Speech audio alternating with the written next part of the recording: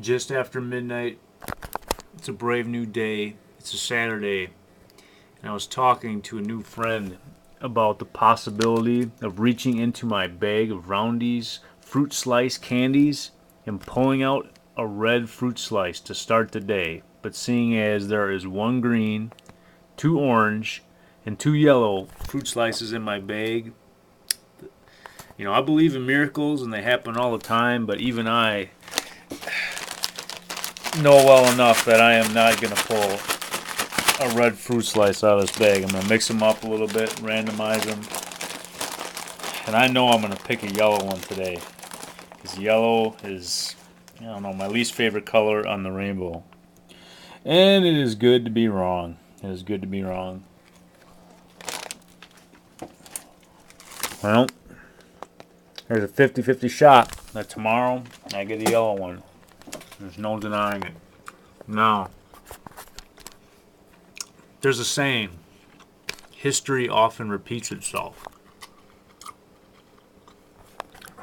The last time I talked about this card from the board game Clue, it kind of got me in a little bit of a hot water.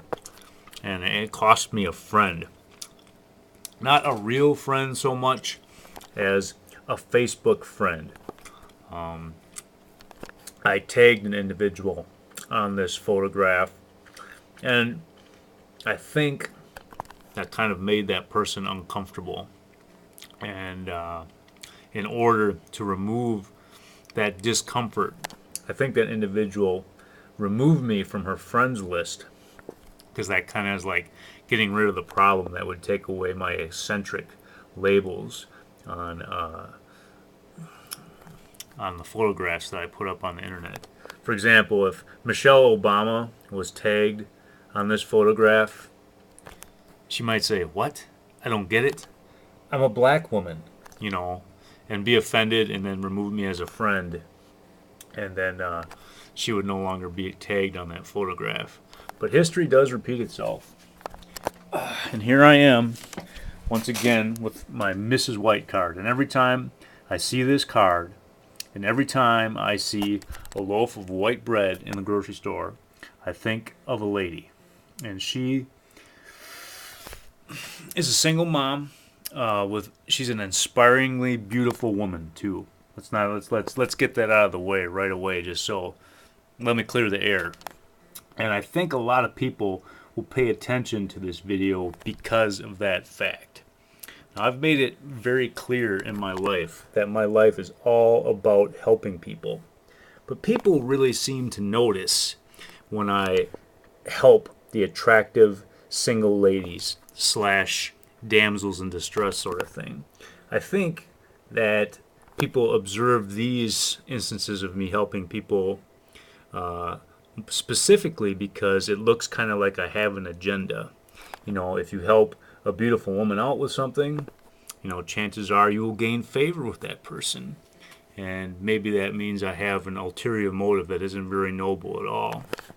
But I'm hoping history will show that I help all kinds of people. Little kids, old kids, kids that are in between, people with all kinds of problems. The one universal thing that all people have is time. That's the one thing we all share. And I think another thing that we all share is everybody has a problem now and then. And in America, the land of the home of the brave and the free and the true and the proud, it's not very often that people go around talking about the problems. It's just something people don't like to do. Unless you go on Dr. Phil, and then people just let it all out. Now, I'm not quite as bald yet as Dr. Phil, but I'm getting there. And take this into consideration. Dr. Phil gets paid a lot of money to do what he does. He's very famous. He's very powerful. But I do the same thing he does for free, and I love it. I love helping people. So how can I help Miss White? Recently, Miss White put up a post to the world, to the pen of Damocles, about finding a good role model for her son. And more importantly, the part of the story that really caught my eye, mind, and heart is that he wants to start joining the Xbox community and playing games like Halo. Now, recently, I got a new Xbox. It's cooking there on the White Labyrinth on the big screen TV. And recently, I bought the newest installment of Halo, Halo Reach. And I played a few games with my friends and my brother, and I just sucked. I was terrible. I haven't played Halo in a long, long time. I was really, really phenomenal at Halo 1 back in the good old days. And then Halo 2 came along, and it got different and more complicated. And then there was Halo 3, and then there was Halo Orbital Strike Trooper, or whatever the heck it is. And now we're up to Halo Reach. So I think this is either the 5th or 6th Halo game. And I'm kind of behind on the times. But big time. I played some games online with the people of the world, and I got shot up something fierce. I looked pretty much like a rookie when I took the battlefield. It's a jungle out there. It's a war. It's a war zone on online video gaming, and a young man who's ready to take the step into that sort of environment, that's a brave step. Not for him so much as it is for his mother. And I can understand where she's coming from. And the fact that she's saying, no, I don't want you to play those games, really, really touches my heart. So when will he be ready to play those games? Well, what I would like to do is offer this bit of advice. A long time ago, I talked to Mrs. White about a bowl of magic Skittles. There was a blue Skittle, a red Skittle, a green Skittle, an orange Skittle, a purple Skittle, and a white Skittle. And I asked Mrs. White which color Skittle would she like to take. Each of these Skittles had superpowers. And Mrs. White took the white Skittle, which would have given her superhuman intelligence, kind of like Albert Einstein, or maybe Bill Gates, or I don't know, Stephen Hawking, something like that. Become like a super genius.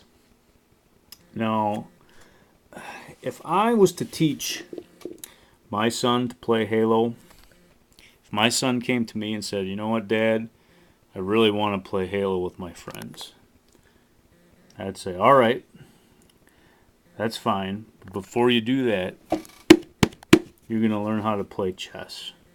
And he would say, what?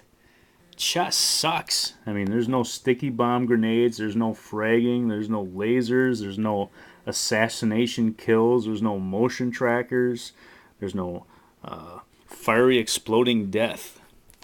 But yes, there is. Video gaming online these days is not about fun. It's not about teamwork. It's about destroying the other guy and taking his respect. And that's all it is. And maybe that's why I don't want to do it anymore. You know, for a while, back in the Halo 1 days, I could fight 4 people by myself and kill them all. And that made me feel good because I was better than them. And that's a lot about what video games and a lot about what America is comparing yourself to other people, being the king, and making other people feel like pawns. And I really don't like that about America. Everybody compares themselves to everybody else. And where I differ from everybody else is the only person I really compare myself to is myself. And if I can make myself a little bit better each and every day, I think, you know, if you do that every day, in the end, you're going to be quite an amazing person. So what I would like to do is I'm going to tag Miss White on this video, and I hope she watches it with an open heart and open mind. I would love to teach her son how to play chess. I haven't played chess since I've been about 10 or 11. I was a lot better at chess than I ever was at Halo. I was ruthless. I was ruthless. I went after the opponent's king and I killed it. And it made me feel good as a little kid, especially beating up grown-ups who had been studying chess their whole lives. It made me feel good to make myself better than those people. And that's a lesson that I want to teach people how to avoid. Being ruthless, it's the American way, but I don't think it has to be. So if a young man wants me to teach him how to play Halo and how to play Halo right, I think first we got to open up the chessboard. And the first lesson of chess is very simple. And I hope that this lesson gets passed on to that young man. When you open up a chessboard, I don't even know how to open up this chessboard. I'm having some issues here. There we go. That's one powerful magnet. I'll have to hold it upside down. Is what side, does the chessboard go on? Which way is the right way to sit? And the answer to that question is white is always on the right. So when you're sitting down looking at a chessboard, white is always on the right. I talk a lot about black and white and how we have to use our intelligence for good, because they say knowledge is power. So I like to make sure that white or good is always on the right. So that's the first easiest lesson I can give in chess. White is on the right.